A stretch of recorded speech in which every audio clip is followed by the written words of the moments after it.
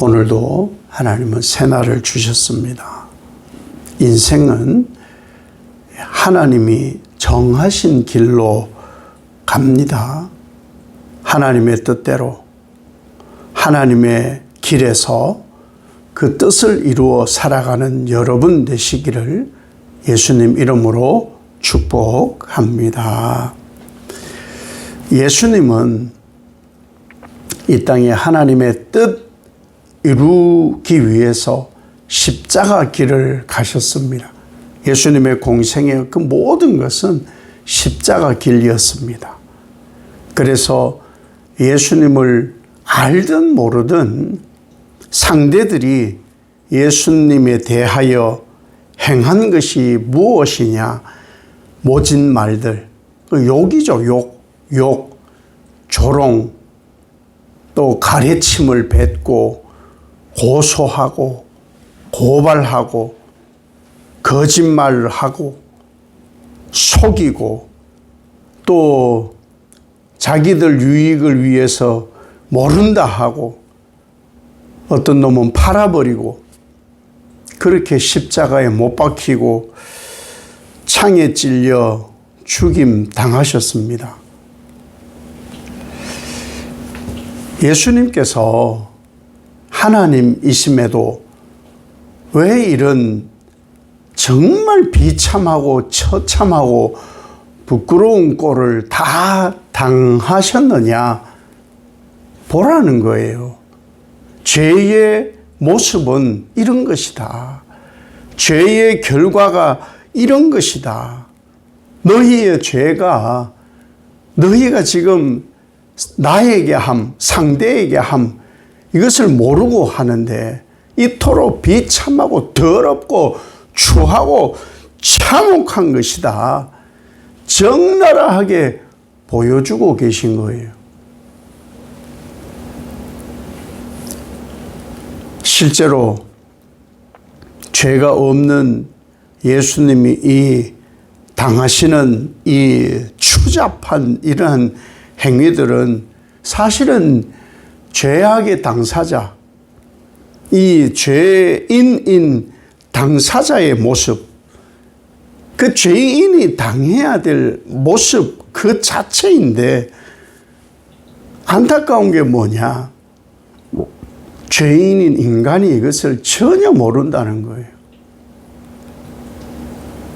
전혀 모르니까 막 퍼붓는 거예요, 그냥. 무지하고 어리석으니까. 예수님께서 십자가 지시고 비아돌로로사의 길, 그 골고다 언덕까지 가실 때 많은 사람들이 따랐지요. 여인들이 따랐어요. 그래서 그 여인들이 예수님 십자가 지고 가시는 모습을 보면서 막 울었어요. 막 울었어요.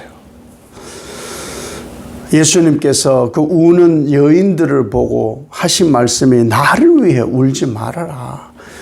너희와 너희 자녀들을 위해 울어라. 그 예수님 십자가 지고 가고 돌로 어떤 사람은 던지고 채찍질하고 이미 채찍질을 당해가지고 온 몸이 만신창이가 되고 피투성이가 되었어요. 그 모습을 보고 여인들이 어떻게 하면 좋으냐고. 죄 없는 예수님이 저런 모진 고통을 당하고 십자가 지고 죽으러 가시는데 어떻게 하면 좋으냐고. 어쩌냐고. 그런데 예수님께서 너희와 너희 자녀를 위해 울어라 하신 이 말씀이 뭐냐는 거예요. 너희를 위해 울어라 라는 이 말은 너희에게 해야 될 말이라는 거예요. 어쩌면 좋아. 이 죄의 만신창이가 된 나의 모습 어쩌면 좋아. 이걸 어떻게 해결하지? 어떻게 해결하느냐? 예수님의 그 모습이 누구의 모습이어야 되느냐 하면은 너희 침뱉고 가래침 뱉고 욕하고 모짓말 했던 그들의 죄를 보아야 되는 거예요. 보고도 알지 못하니 얼마나 어리석은 거예요. 이 사람들이 유대인입니다. 마태복음은 유대인을 위해 썼으니까. 유대인들이 지식만 있으니까. 말씀 몇 자 안다고 예수 믿는다는 소리 함부로 하면 안 된다는 거죠. 그러면서도 엉망진창인 것을 자기들을 보고 자기들을 모르는 거예요. 할 말이 없는 거예요. 모르니까 이 일이 왜 벌어졌지? 이 일이 왜 벌어진 거야? 뭐 저 사람이 그랬겠지. 모르는 거예요. 자기 때문인 거예요. 그래서 예수님께서 너희를 위해 울어라. 이게 심판의 경고다. 너희에게 내려질 심판의 경고, 죄의 경고, 그것을 알지 못하는 거예요. 왜? 남의 일이니까. 왜 이 일이 벌어졌는지조차를 전혀 알려고 하지도 않는 거예요. 회개해라. 회개하고 하나님의 말씀을 따르고 하나님의 뜻을 행하라. 모르니까. 예수님 왜 십자가 지시는 거예요? 야, 너는 왜 재판을 받는데 말을 안 하냐? 할 말이 없거든요. 죄인은 본래 할 말이 없는데 뒤바뀐 거죠. 죄인들이 말이 너무 많아. 죄인들이 말이 너무 많고 실제 의인은 말이 적고.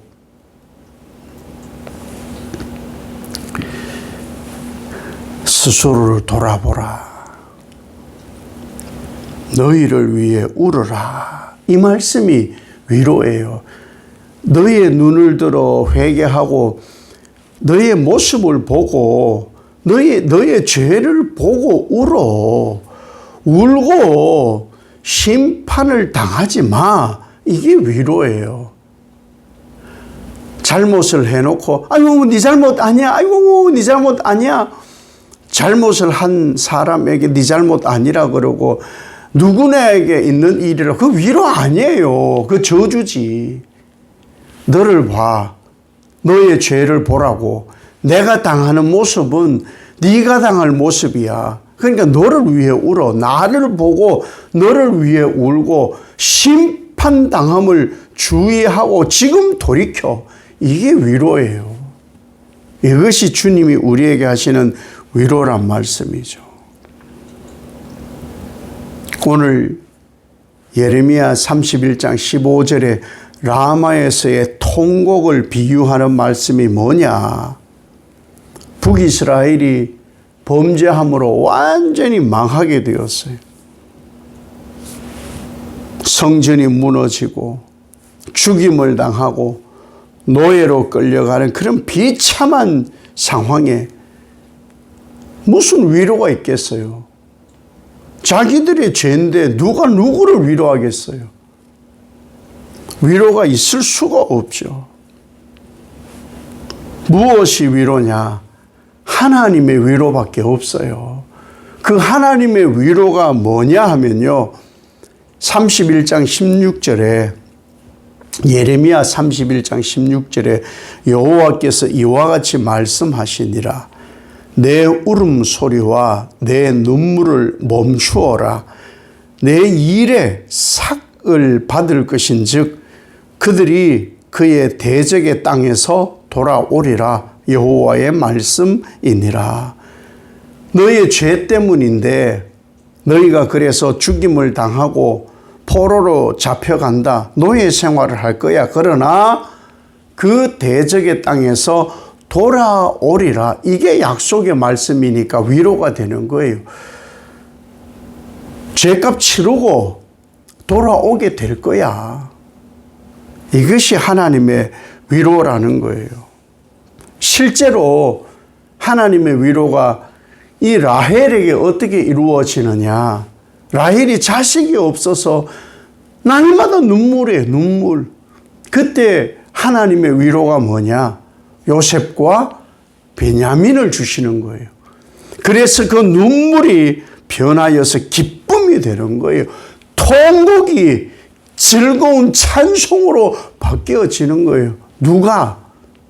하나님이 하시는 거예요. 하나님이. 인간은요, 서로 칭찬 안 합니다. 모진 말 하지요. 근데 그 모진 말이 자기 죄를 가지는 줄 알아요. 모진 말, 막 독한 말을 쏟아 부으면 자기 죄가 가려지는 줄 알아요. 아니요. 그게 그의 죄예요. 배우지도 않은 독한 말을 애들도 한다니까요. 그게 그의 죄라니까요. 몰라, 그것을. 왜 그런지를 모르는 거예요. 주여, 용서하옵소서, 용서하옵소서. 보라는 거예요. 보라는 거예요. 사탄과 마귀들은요, 무슨 방법을 쓰든지 하나님의 뜻, 하나님의 일, 하나님의 사람들을 꺾으려고 합니다. 무조건 방해합니다. 그렇게 한다고 해서 하나님의 뜻이 좌절된 적은 단 한 번도 없습니다. 사탄은 예수님 죽이면 승리라 했지만 부활이 있을 줄은 그 사탄도 알지 못했던 것이거든요. 우리에게는 부활의 소망이 있습니다. 그 부활의 소망으로 우리가 사는 것이죠. 그것이 바로 하나님의 위로이고, 이 땅을 살아가는 믿음의 백성들에게 위로는 바로 하나님이세요. 새하늘 새 땅을 너희를 위하여 준비하고 다 이루면 너희를 그곳으로 인도하여 드릴 것이다. 이것이 위로인 것이죠. 이 땅에는 위로가 없어요. 하나님 외에는. 이 땅에 그 어떤 것도 죄에는 위로가 없습니다. 하나님 외에는. 오직 예수 그리스도의 부활 외에는. 하나님은 그 일을 오늘도 이루어 가십니다. 하나님은 정하신 계획대로 그 십자가의 길을 오늘도 가장 선하시고 온전하시게 이루어 가십니다. 그 하나님의 선하심, 그 하나님의 온전하심에 오늘도 여러분과 함께 하셔서 그 은혜 안에 여러분이 살아가시기를 예수님 이름으로 축복합니다. 아버지 하나님, 이 땅에는 위로가 없습니다. 죄인의 위로는 스스로를 가리려는 것밖에 없습니다. 보라고, 나는 이런 사람이라고. 그러나 추악이 그지없습니다. 오직 하나님만이 위로이나 그 위로는 죄값을 치른 후 회복입니다. 새하늘 새 땅 옴이 우리의 위로입니다. 하나님은 정하신 십자가의 길, 그 길로 묵묵히 우리를 인도하십니다. 부활의 소망이 우리의 위로이니 오늘도 그 십자가 완성의 길로 인도하실 그 하나님 의지하여서 죄악에 물든 나를 보고 예수 십자가로 위로가 되고 부활 소망으로 살아 하나님의 선하심과 인자하심을 경험하는 사순절의 귀한 한날 되게 하옵소서. 예수님 이름으로 기도 올리옵나이다. 아멘.